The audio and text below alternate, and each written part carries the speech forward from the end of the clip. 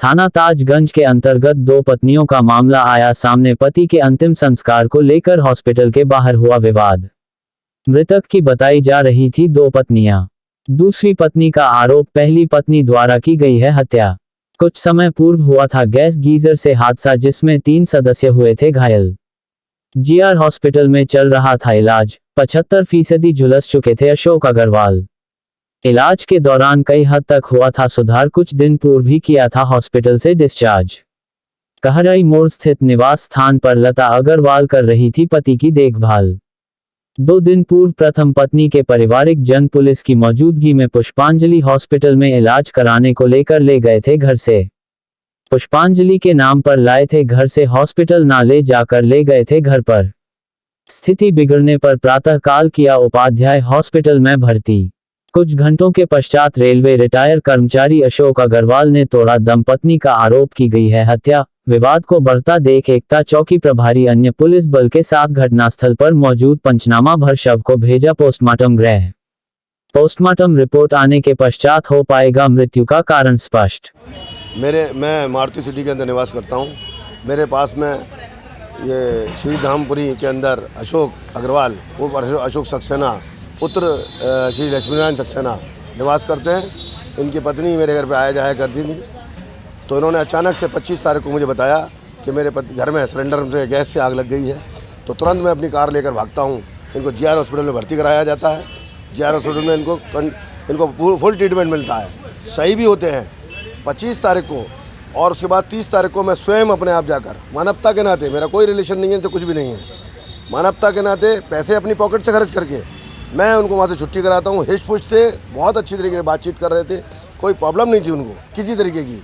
उसके बाद में घर पे आ जाते हैं, घर पे इलाज चल रहा होता है कंटिन्यू। पर डे कोर्ट से आने के बाद मैं उनसे मिलता भी हूँ। जो आर्थिक मानवता के नाथ मदद होती थी वो भी करता था मैं, और भी सज्जनों ने बेचारों ने की।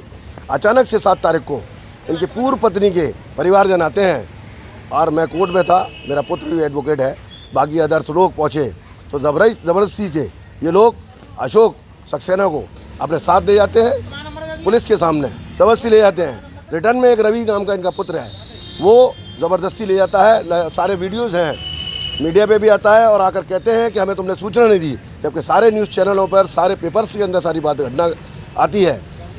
ये 7 तारीख को रात्रि में 9:30 बजे लेकर गए हैं, रात भर रखा है इन्होंने, और सुबह 8 तारीख को रखने के बाद यहाँ पर 5:30 बजे यहाँ भर्ती कराया जाता है, और उनको खाना तक नहीं दिया जाता। शुगर लेवल 17 पहुँचा दिया जाता है उनका। घर पे लता जी के घर पे किसी चीज़ की परेशानी नहीं थी, डेली डॉक्टर आके इलाज कर रहे थे।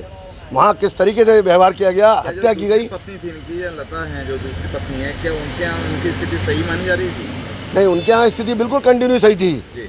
मैंने भी अपनी आंखों से स्वयं देखा है, और वहाँ के क्षेत्रीय लोगों ने भी सही देखा है, बिल्कुल सही स्पष्ट मुझसे बात स्वयं की है उन्होंने कि वकील साहब मैं जा रहा हूँ।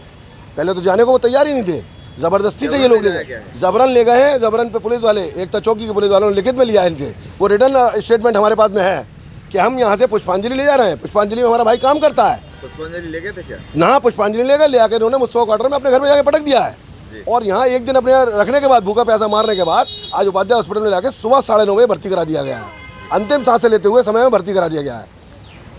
मैं समझता हूँ यहाँ कंडीशन या तो अब डेथ हो चुकी है, और बॉडी का जो है पोस्टमार्टम होगा जब पता चलेगा।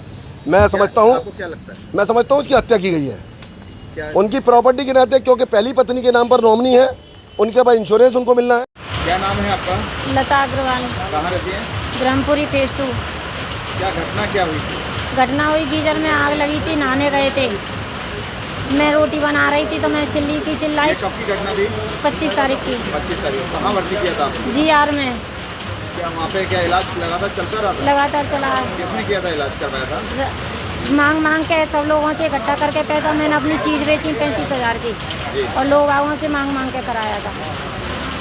और मैं 1 तारीख को छुट्टी करा लाई, छुट्टी हो गई। घर पे आके सही थे, डॉक्टर रोज आ रहा था, पट्टी कर रहा था, दवाई दे रहा था। परसों तक बिल्कुल सही थे। क्या कंडीशन थी घर पे? क्या कंडीशन थी? सही थे, बिल्कुल सही थे। खाना पीना सब खिला रही थी मैं, सब सही था। और इन्होंने मुझे बात भी नहीं करने दी, इन्होंने मुझे डराया। तो ये अशोक कुमार जी को, ये अपने पहली पत्नी के पास कैसे पहुँचे? कैसे? अशोक कुमार पहली पत्नी के पास कैसे पहुँच गए? लेके गए ये परसों परसों लेके गए हैं। हाँ, लिख के दे गए पुलिस वालों के सामने मुझे क्या लिख के दे गए थे? कि हम पुष्पांजलि इलाज करवाने ले जा रहे हैं, कोई मानने नहीं ले जा रहे हैं। यूँ कही थी इन्होंने। क्या उन्होंने पुष्पांजलि भर्ती किया था? नहीं नहीं किया है। नहीं, कब लेके गए थे ये?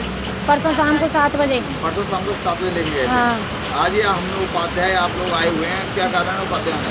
उपाध्याय में इन्होंने फ़ोन करा 10 बजे मेरे पास कि पापा से मिलना चाहो तो आ जाओ जल्दी से, सीरियस हालत है।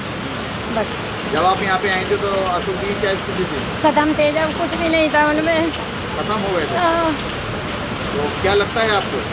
क्या लगता है ये इन्होंने कुछ करा होगा। कल 2 इंजेक्शन लगाए दर्द के, रात को फ़ोन पे बताई मुझे, तो दर्द बंद नहीं हुआ है। इन्होंने कुछ करा होगा लेने के चक्कर में। आप दूसरी पत्नी हैं, हाँ, क्या चाहती हैं? मैं चाहती हूँ पोस्टमार्टम और इंसाफ मिले, उनको भी मिले और हमारे बच्चों को भी मिले।